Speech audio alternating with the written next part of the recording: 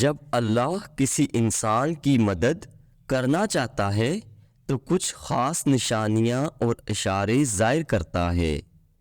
جب تم اللہ سے مدد مانگتے ہو تو تب تم تک ان ذریعوں سے مدد پہنچائی جاتی ہے جن کا تم سوچ بھی نہیں سکتے، کیونکہ تم اللہ کی مصلحتیں نہیں جان سکتے، اور دعائیں تو ناممکن کے لیے ہی ہوتی ہیں۔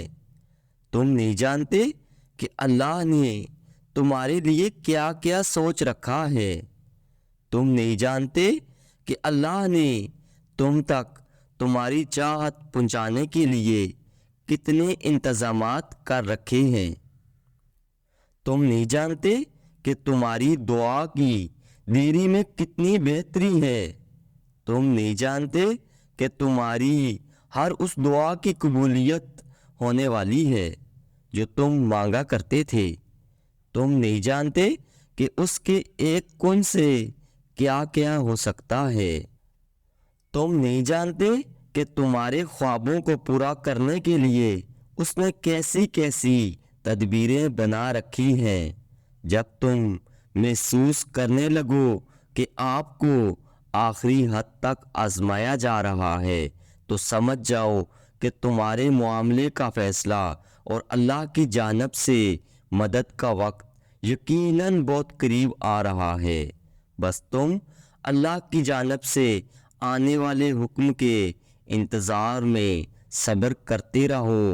تمہیں کسی بھی حال میں کبھی ٹوٹنے اور در بدر ہونے نہیں دے گا، اور تم اللہ کے فیصلوں سے کبھی مایوس مت ہونا، اور بھروسہ رکھنا کہ اللہ کی رحمت تمہارے دل میں پیدا ہونے والے ہر خوف سے بڑی ہے۔ اللہ ان تمام کہانیوں کو بھی مکمل کر سکتا ہے جو تمہارے بس میں نہیں ہے۔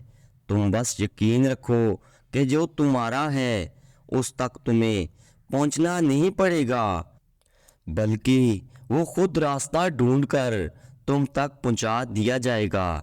تمہیں تکلیف دکھ اس لیے دیے جا رہے ہیں تاکہ تم اللہ کے قریب آ سکو، اللہ کو پکار سکو، تاکہ اللہ تم سے راضی ہو جائے۔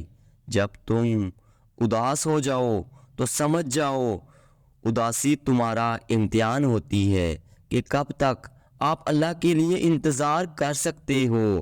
پھر ایک وقت آتا ہے تمہیں وہ سب کچھ واپس دے دیا جاتا ہے جس کے بارے میں تم اللہ سے بات کیا کرتے تھے، اللہ سے مانگا کرتے تھے۔ پھر تم کیوں پریشان ہو جاتے ہو؟ تمہارا رب تو اتنا رحیم ہے، اگر تم اس کی ایک صدا پہ لبیک کہہ دو تو وہ تمہاری تمام صداؤں پہ کن فرما دیتا ہے۔ سنو، اگر آپ دل کا سکون چاہتے ہو تو ان معاملات کو اللہ کے حوالے کرنا سیکھو جنہیں تم بدل نہیں سکتے۔ چیزوں کو آزاد کرنا سیکھو، خود سے محبت کرنا سیکھو۔ اگر تم بار بار ایک ہی دعا مانگتے ہو تو تمہاری مستقل دعائیں ہی ناممکن کی قبولیت کو ممکن بناتی ہیں۔ یاد رکھو، تمہارا صبر ہی تمہیں معجزے سے ملواتا ہے، اور وہ دعائیں جو منہ سے نکلتی ہیں قبولیت کے مراحل میں داخل ہو جاتی ہیں۔ وہ ٹوٹے ہوئے دل کی دعائیں ہیں، بس پھر جو مانگ لیا جاتا ہے اس کو عطا کر دیا جاتا ہے۔ تم اللہ سے مانگا کرو، سچے دل سے مانگا کرو، وہ دیتا ہے اور وہ دینے پر قادر ہے۔